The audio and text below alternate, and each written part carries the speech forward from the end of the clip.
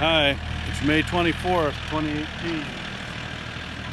I wanted to make a video here about some raised beds. I had a friend ask about some raised beds, and I wanted to share how we do ours. It works real well. We use Menards treated lumber. Menards has a really neat treated lumber. It's a clean lumber. It's treated with copper, and it's a dry lumber. It's not all wet. And it's safe for pets and kids, and it's safe for vegetables. You can read about it on their website. Here's a pretty new piece. There's what it looks like, 2 by 12. This particular bed here, a couple of these beds are 18 years old. They'll hold up well, freezing and thawing. This bed is 16 feet long. So if we was going to build this one, we'd get two 2 by 12s, 16-foot 2 by 12s. Then we get 3 pieces 18 inches because we got an 18-inch piece on the inside on each end and one in the middle.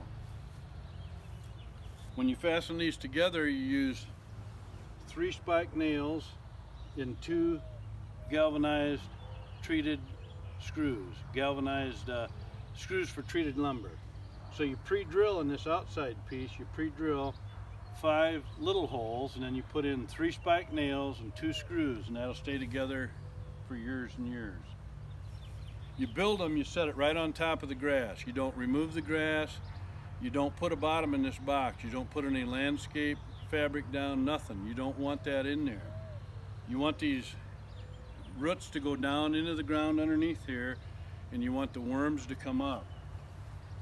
When you turn these over, you use a pitchfork like this one, and you stick it down here along the edge like this, and you turn this dirt over like this.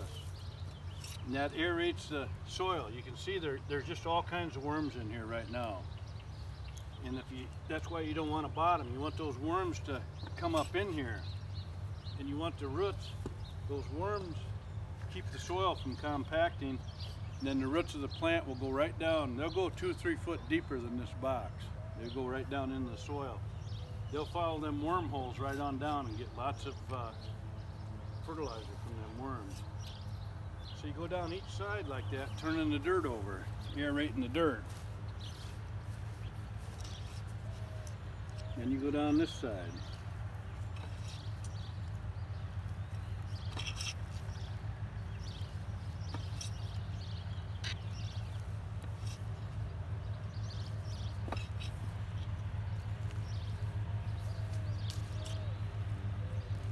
And then you rake it out smooth.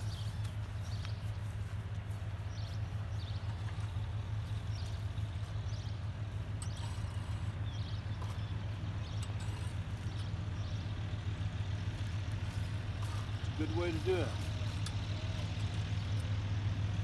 This bed's ready to plant. Now this bed over here, this is 36 inches.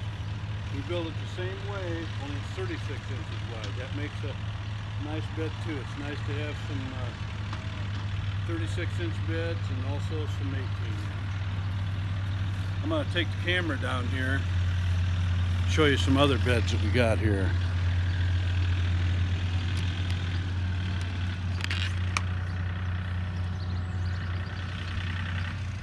There's Alice over there. She's getting ready to clean out the chicken coops.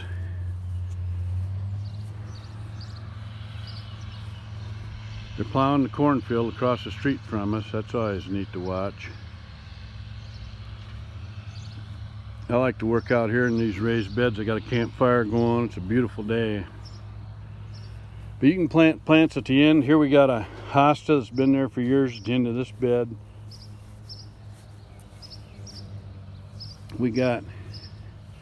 There's a mum planted at the end of this bed. That mum's 9 or 10 years old. And that mum will get almost 3 foot in diameter by fall. Here's what I'm planting today. I got some cabbage, peppers, tomatoes. These big tomato plants, they already have lots of green tomatoes on them. My dad started these. He's got a little greenhouse. He started these back on March 9th in his greenhouse. This is a Terreno. It makes a nice early tomato. But it's always nice to have a couple plants if you can. to get the first ripe tomatoes. But you can see the raised beds here. I got lots of 18-inch beds. There's tomatoes. And then I'll put my tomato cages right over these tomatoes. Pepper plants in here. 16-foot bed.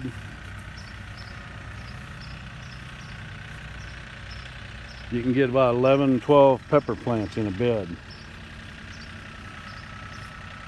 You can get 8 nice tomato plants in a bed.